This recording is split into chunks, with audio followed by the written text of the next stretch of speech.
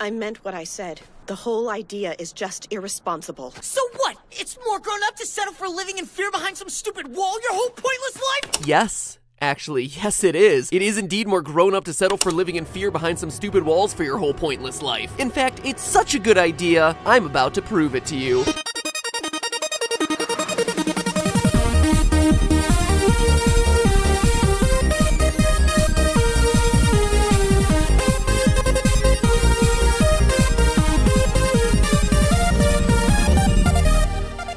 Hello, Internet! Welcome to Film Theory, an essential part of a balanced Titan breakfast. Man, that's gotta be on the list of top 10 worst ways to go. But it's horrific eaten alive deaths like that got me to include Attack on Titan as a part of my October Weenie Theory lineup. Weenie theories. Theories about Halloweeny things. Scary stuff. And don't have a crouton, all you salad finger fans. Part 2 is happening, it just needed a little bit more time to get dressed. Salad fingers, get dressed. YouTube comedy gold right there, ladies and gentlemen. Now, for those of you who are unfamiliar with Attack on Titan, it's all about a society that builds a huge wall around itself to keep out the unwanted. I will build the greatest wall that you've ever seen. Huh, looks like Trump's got some competition. Maybe this whole show depicts America's future. Hashtag theory for another day. Anyway, instead of building walls to keep out illegal immigrants, Titan's walls are meant to keep out man-eating giants. You see, about 100 years ago, under mysterious circumstances, giants called Titans suddenly appeared and started eating every single puny human in their sight, like me devouring a handful of crispy M&Ms. So crunchy. The remnants of humanity fled, retreating into a fortress protected by 3 huge walls. The outermost wall was named Wall Maria, the second Wall Rosa, and the innermost wall, Wall Sina. The poor live between Maria and Rosa, while the rich live in the innermost wall, Wall Sina. Much like these walls, and onions, and ogres, the series itself has many layers. Where do the Titans actually come from? Why do they eat humans? And why do they always look like they're taking the worst yearbook photo ever? Now, I already know that a lot of these mysteries have been answered in the manga, but in the anime, none have yet to be revealed. And by the creator's own admission, much of the upcoming Season 2 will be a complete departure from the source material. So for this episode, I'll be focusing exclusively on the anime to answer the single greatest Attack on Titan mystery of them all. With man-eating giants roaming the outside world, what's the best way to survive? Do you go outside the walls facing certain death and try to reclaim Earth for humanity? Or do you just hunker down inside the walls, safe, but trapped like animals? Like the show says. Home was a pen. Humanity, cattle.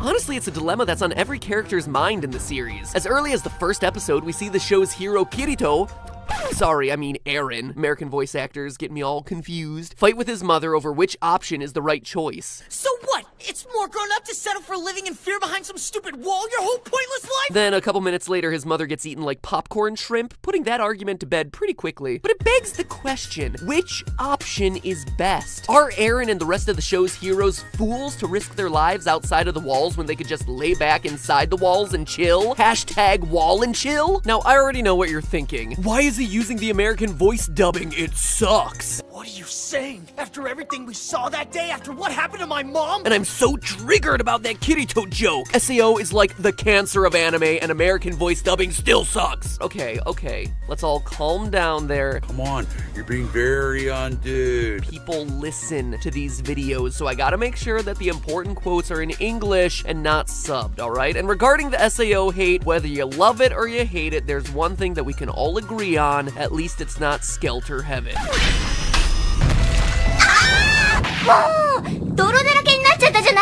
Can we all just get along and appreciate that we all have different nerdy tastes? Alright.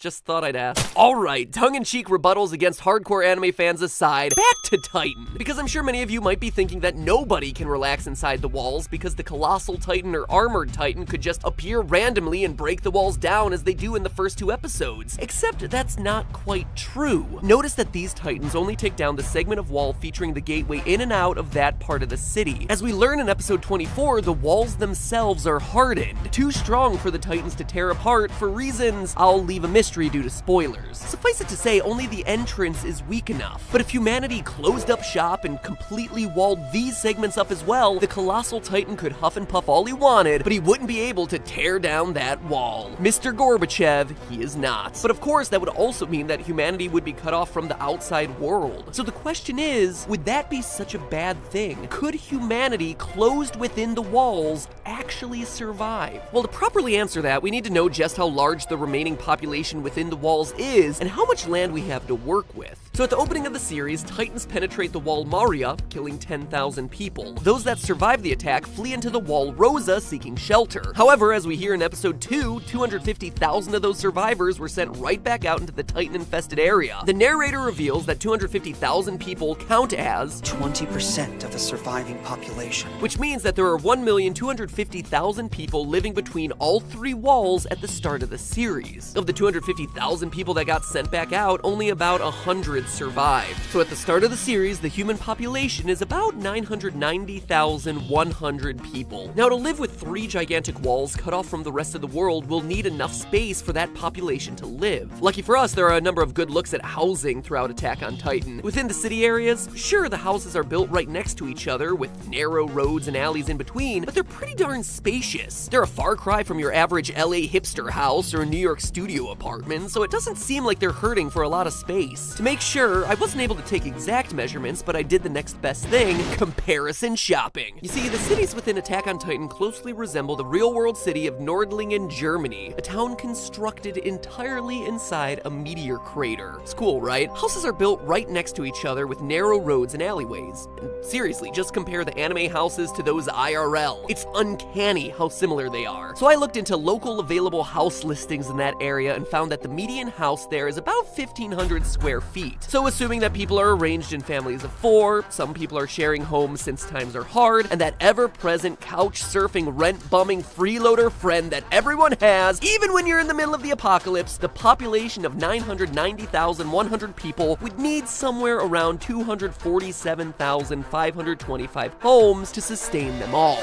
Now, if each house covers a baseline 1,500 square feet, that means we need an area of 371,287,500 square feet at an absolute minimum. To factor in things like roads, streets, alleys, markets, and businesses, I'm gonna quadruple that number to give us a realistic amount of space for the city population, giving us the grand total of 1,485,150,000 square feet, about 34,000 acres or 138 kilometers squared. How big is that? Well, that's the size of 20,000 soccer fields. For comparison, Los Angeles is 10 times that size, at 1,300 square kilometers. So about 1 million people don't need as much land as you might think. But then again, they're being tightly squeezed into this area between the walls, right? Wrong. We're shown through diagrams as early as the first episode the actual measurements of the walled city, and when you do the math, it's actually huge. From Wall Maria to Wall Rosa, there's a distance of 100 kilometers. Between Wall Rosa and Wall Sina, there's a distance of 130 kilometers, and from Wall Sina to the center of it all, a distance of 250 kilometers. Now, I'm gonna eliminate this huge piece of land between Wall Maria and Wall Rosa because Titans have taken it over, but given that the walls are constructed in a circular manner, we can use the formula for the area of a circle to figure out what sort of space we're working with within the other two walls. In other words, it's time to make Miss Allen, my 9th grade math teacher, proud. This one's for you. Considering the area of a circle is pi r squared and the radius of Wall Sina is 250 kilometers, the area within Wall Sina alone is 196,000 kilometers squared. That's a land area larger than,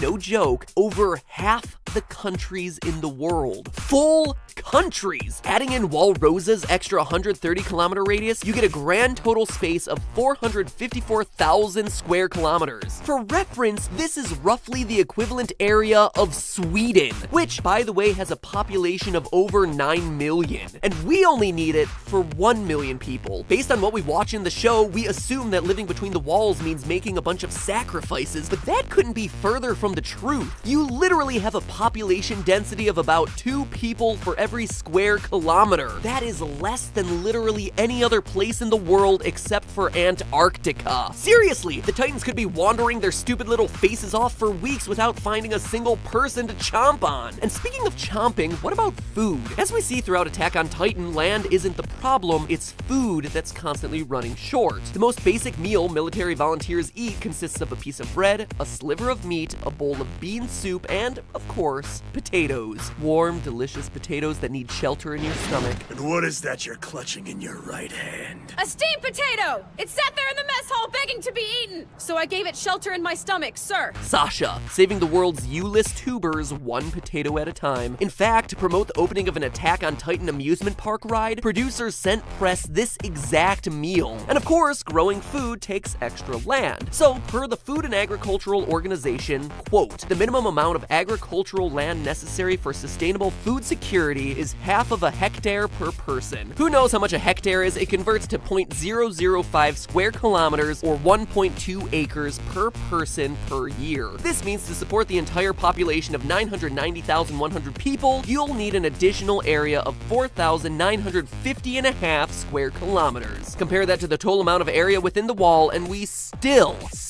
have more than enough space to grow crops for the entire population and then some. But the challenges keep coming since, as we discover in the second episode, a lot of the space is actually a wasteland unable to grow crops. Oh, this show is trying to get me to force these kids outside of the walls so hard. Unfortunately, it's never shown how much area this wasteland takes up, but if you adhere to the 2 most prevalent theories about where this story takes place, it's either in Germany or North America. And based on that information, we can calculate the percentage of farmable land, which in Germany is 34.1% and in North America is 11%. So let's take the absolute worst case scenario and conclude that only 10% of the available area within the walls could be used to cultivate crops and livestock. That still leaves us with about 45,000 square kilometers, nearly 10 times more than we need for the current population. In fact, with that amount of farmable land, you could sustain a population close to 9 million people. Go figure, it's the population of Sweden again. Has anyone actually taken the time to look into the possibility that this show actually takes place in Sweden? Pewds, you're Swedish, give us the lowdown. Attack on Titan, remind you of your home at all? Giant Mr. Goodbodies wandering around invading your Swiss chalets? I don't know. Long story short, there's more than enough space just within the inner 2 walls to both feed and house the surviving humans, even if 90% of the land is completely useless as farming. Which brings us last, but certainly not least, to repopulation. The old bow chicka bow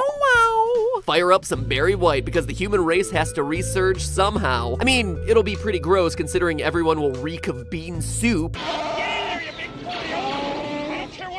According to census data, populations tend to grow at about 1.1% per year, which means if we plug in a basic exponential growth calculator, we can determine that the population of 990,100 people won't hit 9 million for another 200 years. So even if only 1/10 of the available land was farmable, the walls would still be able to support its population for another 200 years at least. So yeah, Eren, Mikasa, Jean, and Armin may be intent on going out and risking their lives amongst the giants, fighting the losing battle of reclaiming their land one neck nape at a time, but they really should have listened to this guy. All of it amounts to nothing!